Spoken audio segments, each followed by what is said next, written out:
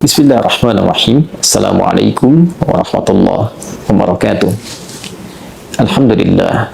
Wassalatu wassalamu ala rasulillah wa ala alihi wa sahbihi wa man wala wa ba'd. Saudara-saudariku, semoga video ini menemui Anda semua dalam keadaan yang tengah berbahagia, disehatkan dan dimuliakan oleh Allah Subhanahu wa taala, dan berpeluang mendapatkan cinta dari Rasulullah Sallallahu Alaihi Wasallam. Seperti yang telah disampaikan di video sebelumnya, bahwa penamaan Al-Muharram bukan sekedar menunjuk kepada waktu bulan pertama di tahun Hijriah. Lebih daripada itu, Al-Muharram memberikan kesan pembelajaran kepada kita agar mampu mentransformasikan diri menjadi lebih baik, lebih soleh, dengan memulai meninggalkan segala yang dilarang, yang diharamkan oleh ajaran Islam, lebih tepatnya oleh Allah Subhanahu wa taala dan Rasulnya Sallallahu Alaihi Wasallam. Untuk itu, bulan Al-Muharram termasuk satu dari 4 bulan yang diisyaratkan langsung dalam Al-Quran di surah ke-9 At-Taubah di ayat 36, termasuk rangkaian bulan-bulan yang disebut dengan hurum. Lebih tepatnya, bulan untuk melatih kita menjadi lebih baik dengan cara meninggalkan segala yang tidak diperkenankan oleh Allah Subhanahu wa taala. Segala yang tidak menempat.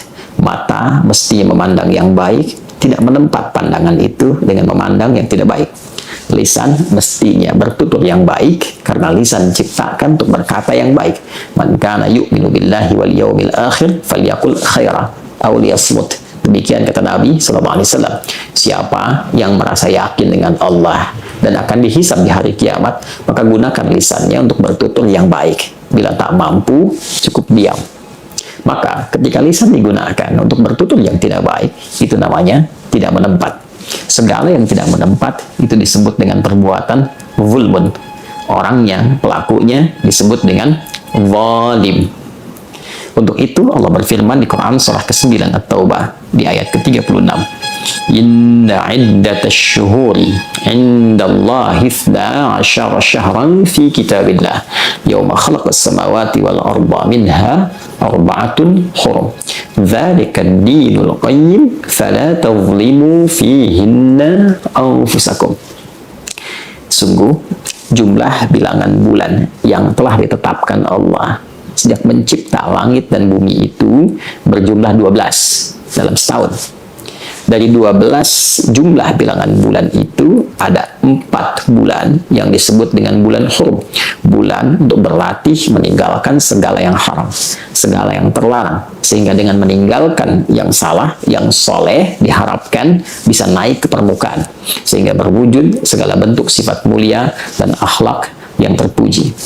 4 bulan ini diisyaratkan oleh Nabi dalam hadis yang sahih ketika beliau bersabda Sallallahu Alaihi Wasallam, "Thalatha mutawaliyat." 3 berurutan. Dzulqa'dah, Dzulhijjah, kemudian Al-Muharram. Dzulqa'dah bulan ke-11, Dzulhijjah bulan ke-12, Al-Muharram bulan yang pertama yang sekarang kita berada di dalamnya.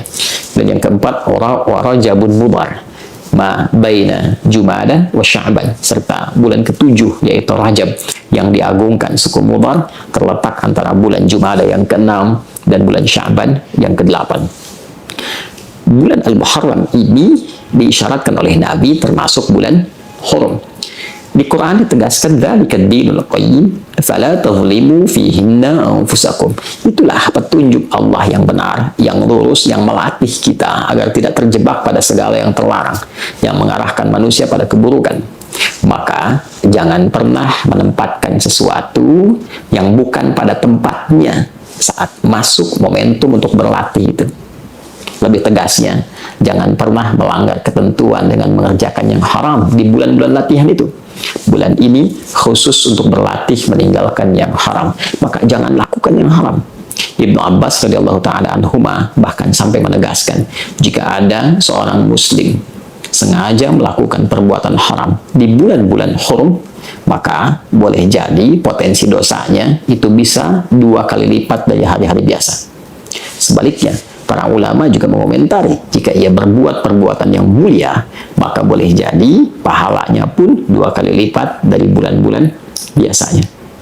Maka dianjurkan di bulan Al-Muharram meningkatkan banyak amal saleh. Bisa dengan meningkatkan salat, meningkatkan infak, meningkatkan doa, meningkatkan interaksi dengan Al-Quran, dan bila mampu mengumpulkan itu semua, maka kerjakan satu amalan yang berpotensi mengumpulkan keseluruhannya, yaitu puasa. Sangat dianjurkan puasa di bulan-bulan hurum dan disukai oleh Nabi SAW. Karena itu, boleh silahkan perbanyak puasa di bulan Al-Muharram ini. Perbanyak artinya boleh setiap hari, boleh mengambil yang belum terbiasa sehari. Bagi yang tidak pernah puasa di luar Ramadan mungkin jadi banyak, 2 hari, 3 hari, 4 hari, semampu yang bisa kita kerjakan. Namun esensinya dengan puasa itu hasil yang mampu merubah kita meninggalkan segala yang haram. Biasanya kalau sudah puasa, sholatnya meningkat, bacaan Qurannya makin rajin, infaknya makin baik, dan puncaknya membimbing kita lebih mulia di hadapan Allah Subhanahu wa Ta'ala. Itulah Al-Muharram. Silahkan kita optimalkan. Semoga Allah memberikan taufik dan kemuliaan, dan dengan itu mengantarkan kita pada ridha dan rahmatnya Allah Subhanahu wa Ta'ala. Adi Hidayat. Assalamualaikum warahmatullahi wabarakatuh.